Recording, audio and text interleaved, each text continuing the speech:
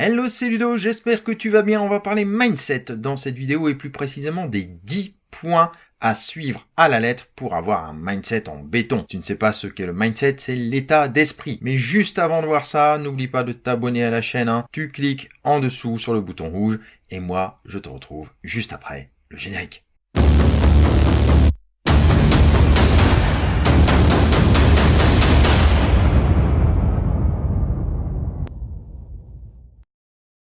Le mindset de la réussite en 10 points. Tu vas voir comment on fait tout simplement pour avoir un état d'esprit en béton.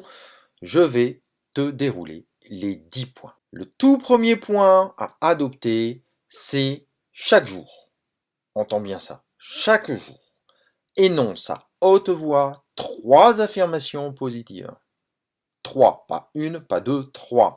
On fonctionne, tu le sais, en magification avec le fameux triptyque. Donc, tu te dis 3 phrases positives devant le miroir, si tu veux, dans la salle de bain le matin. Tu peux en dire 2 le matin et 1 le soir, ou faire l'inverse. L'essentiel, c'est que tu en dises 3 par jour. Deuxième point, c'est de penser à élever ton niveau relationnel et fuir la toxicité. Les deux vont ensemble. Tu vas fuir toutes les personnes toxiques de ton entourage, tu sais, celles qui te disent « Ah, fais pas ça, mais non, tu vas pas y arriver ». Non, celle-là, hop, tu coupes le cordon, tu fuis, tu prends du recul avec ces personnes et tu vas essayer de d'élever ton niveau relationnel en sortant de ta zone de confort, je t'en ai déjà parlé, en allant vers les autres, en participant à des séminaires, des réunions, des meet-ups, ce que tu veux, mais en sortant, en allant vers les autres. C'est en faisant ça, en élargissant ton réseau direct, en osant faire et aller vers les autres,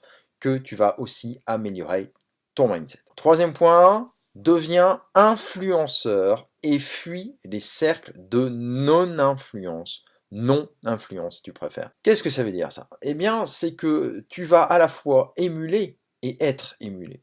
Tu vas être influencé et devenir influenceur.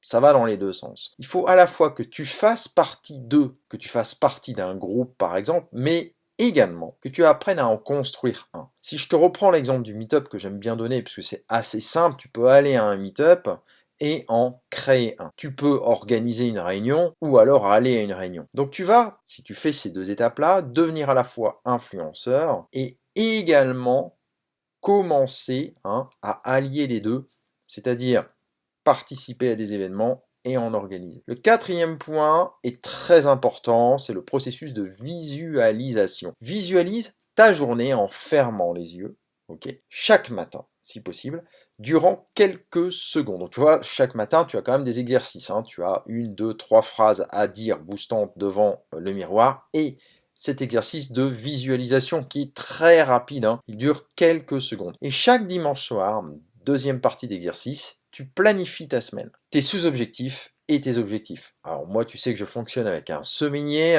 tu peux retrouver toutes ces infos dans la formation Optime au passage, qui t'est offerte, qui est exceptionnelle, à plus d'un titre, et cette formation te donne tous mes outils. Mais utilise simplement cette façon de faire là.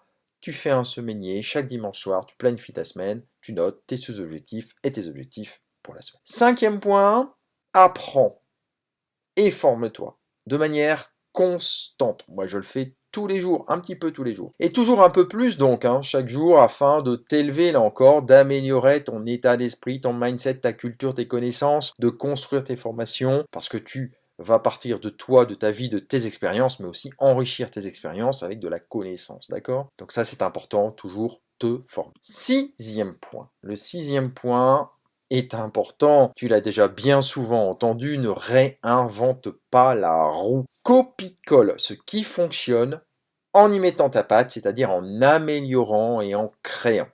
C'est important. Il te faut innover, améliorer, créer, mais copier ce qui fonctionne, bien évidemment. Septième point. Évite au maximum les contraintes. Faut pas faire les choses en étant contraint et forcé, mais faire les choses en pleine conscience avec ce qui nous plaît. Alors, les tâches qui ne te plaisent pas, il te faut quand même les réaliser ou les sous-traiter. Mais si tu as une tâche qui ne te plaît pas, que tu as du mal à faire, bah, tu la bloques tout de suite en début de journée et tu ne passes pas à autre chose tant que tu ne l'as pas accompli. Comme ça, pour toi, ça sera une première victoire. Là encore, j'en parle beaucoup dans ma formation Optime. D'accord? Donc évite au maximum les contraintes et quand tu en as, tu les traites en priorité. Huitième point, développe ton autorité. C'est essentiel si tu veux t'élever en communiquant sur ta passion. Je parle beaucoup de la passion parce que pour moi c'est essentiel et tu vas donner un maximum de valeur en faisant en sorte d'être le plus possible vu et entendu en donnant ta valeur. Ça passe par les réseaux sociaux, YouTube notamment avec la vidéo, mais pas que, tu as aussi des stories sur Instagram, sur Facebook. D'ailleurs, j'ai partagé un outil exceptionnel il n'y a pas longtemps pour faire tout ça en développement récurrent. Donc l'idée c'est quoi?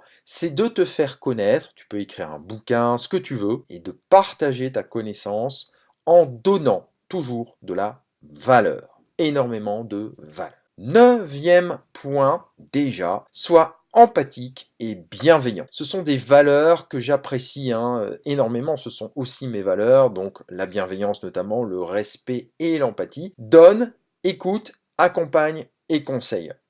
Tu retiens bien? Donne, écoute, accompagne et conseille. Alors, j'ai pas dit de donner le bras, tu tends la main, si la personne prend ta main et qu'elle est dans cette mouvance de la bienveillance et de l'empathie comme toi, qu'elle partage tes valeurs, eh bien tu peux continuer de l'accompagner.